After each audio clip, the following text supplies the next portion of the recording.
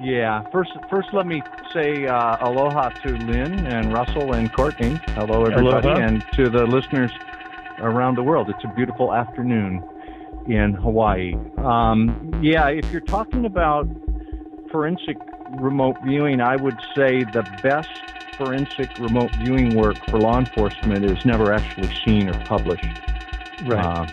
Yeah. Okay. So, Lynn. If I can speak to that, when we work for the police departments, they usually ask, what we want for pay, and what we do is we ask for either a department baseball cap or a department coffee mug for each one of the viewers, and you'll sometimes go into a viewer's home and there'll be a shelf in the hallway or something like that has police department coffee mugs and baseball hats lining down the thing, and it's a thing of quiet pride for the viewers.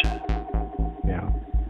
Well, so I'll tell you a little bit about myself. I've been a professional journalist for 38 years, a TV reporter, most recently at the ABC affiliate in Honolulu, and I've won some awards for excellence in journalism. So that's my day job. I became interested in remote viewing back in 1996 when I heard Lynn Buchanan on the radio and Courtney Brown on the radio and Joe McMoneagle and others. And so when I heard about it back then in the mid-'90s, I thought to myself, well now, if this is true, wouldn't that be something? So I began investigating it, and I attended Courtney Brown's Far Site. I read about CRV and studied that a little bit, and then that all got me started. And then I met Glenn Wheaton, who was a former remote viewer for U.S. Army Special Forces. And he's been teaching us out here in Hawaii for 15 years, and I've been working with him for 15 years. Yeah, while most journalists find out about a subject by going out and interviewing experts and talking to people who have experienced something, talking to people who have knowledge about something, I spent the time to actually learn the skill to prove it for myself. So I've done many, many sessions. I've been studying with Glenn, ongoing, nonstop, for 15 years. I've taken part in projects. I've designed and run and published projects. I teach remote viewing. My students have been published, and I'm one of the lab rats too in some of these studies. So it's been far and away the most interesting thing I've ever been involved with. It's just fascinating. It's always something new and interesting, and you learn a lot about yourself, about reality. The one thing we do at HRVG is we publish our work. If we do a project or make claims or teach people, we put the work up. We're about making the case for remote viewing, about demonstrating that this is real and it really works. I would say one of the most interesting things we did recently was in conjunction with Courtney Brown, and that was his peer-reviewed study in the scientific journal. We were going around about that earlier, but it was called Remote Viewing the Future with Tasking Temporal Outbounder. Why I think this is important is we did remote viewing sessions under indisputable scientific protocol, successfully, accurately, and precisely, and we described events a month before they happened. And Lynn Buchanan was one of the taskers for these. So we would sit down and do a session, and we would give that session to Courtney Brown, and he would encrypt the session and put it on the internet so anyone could download that, but they couldn't look at it. They could hold that on their computer for verification. Then, a month later, an event would happen.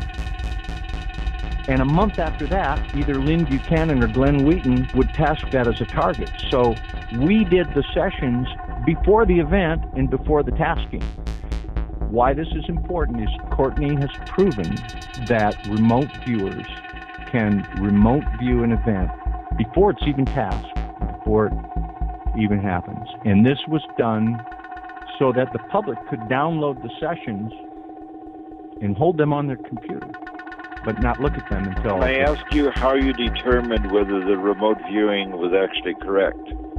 Well, actually, Russell, you need to read the article to do that. It's a ton of there's all the articles. The article has a lot of analysis in it, and it's very easy to do it. So, these are not sessions that are fuzzy data with a lot of stuff that has to be vaguely interpreted. These are very clear sessions with very clear descriptions of the targets. The issue has always been that it's relatively easy for people to remote view the past or the present. Remote viewing the future has always been the big bugaboo, the big difficulty thing. This led me into the thinking that this multiple reality thing might actually be involved here, because if there are multiple realities, then you know which one you want in the past. If the Titanic sank in your time stream, then you know which one you want, so there's no ambiguity with that. But if it's in the future, and if there are multiple realities, then it would be impossible to predict any particular future. So the idea was to have the tasker, the person who designed the target, go into the future to be cooperating with us.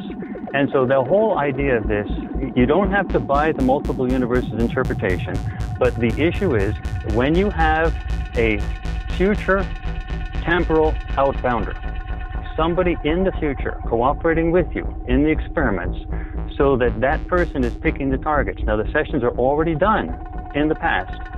The targets themselves are any event that could happen in the world after the sessions have already been done, downloaded by tens of thousands of people, encrypted. They can't see them, but they know we can't cheat.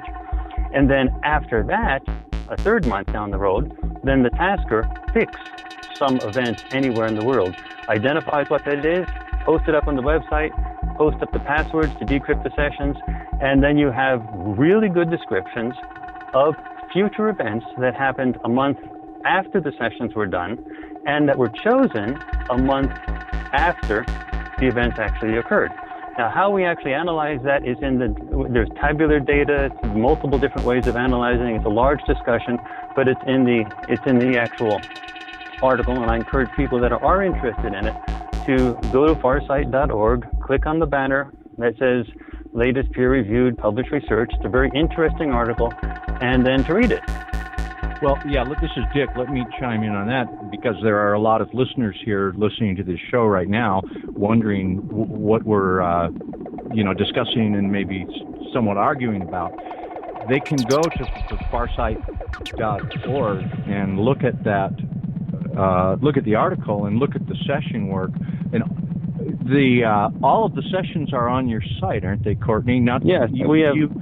All the sessions are there as well. You published excerpts in the peer-reviewed published article, but all the sessions are published on the site. So that is true for all of our sessions. People can judge for themselves. So, Russell, I'd ask you, when you just claimed that when you teach people, and I believe you do, and I'm sure it's great training, but you said you guarantee they'll have a psychic event because you're going to be with them for a week and they're going to describe an object. We would ask you is this randomized? Is there a control group? Is it replicated? Is it published? Well, how can you criticize Courtney's scientifically peer-reviewed article, and you haven't read it, but you're demanding a level of proof from him that you're not offering with your training? Well, there's several questions. That is, what I'm doing is basically playing with a couple of dozen people for a week so that everyone has a chance to describe some object that was randomly chosen by somebody else. So it's not a publishable experiment. I'm not claiming that I did a published experiment. I thought I was asking an easy question, like you have a certain number of viewers describing future things. How do you know How do you know it was correct, or does everybody perfectly describe every target? There's a scaling that's involved. But Russell, you have published a lot of work, and I like all of it. I think you've done a tremendous job over the years in publishing a great deal of stuff. In any one of your articles that you've published, I'm not going to stand here and say, well, Russell, what did you do to determine this claim that you're making? You've got I could answer that in one sentence. I would say we took all of the targets and a judge matched up all of the targets against all of the transcripts and got X matched correctly in a double-blind matching. That's a very minimal description, and that has been done with all of our research. Let me ask. I would say that in fact you've actually done a great deal more than that in your published research. And if you read the article, you'll see that we've done a great deal more, and you'll see a lot of tabular analysis. A different kind of question then. If the work is as positive as we all think it is, and this is something that we can get feedback from Hawaii about, why do people still not believe in the existence of ESP? Where does the resistance come from? Now that is an incredibly interesting question.